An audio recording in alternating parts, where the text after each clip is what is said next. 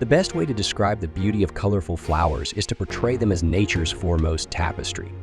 From the shimmering petals of vibrant roses and tulips to the scattered hues of blue and purple varieties, forests and gardens transform into a tapestry of beauty.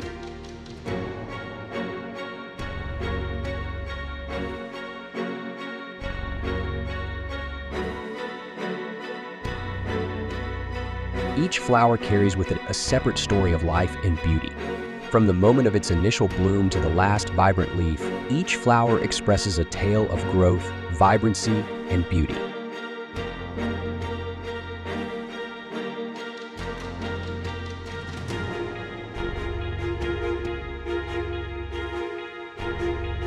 In essence, colorful flowers are like flags of beauty, vitality, and hope for humanity.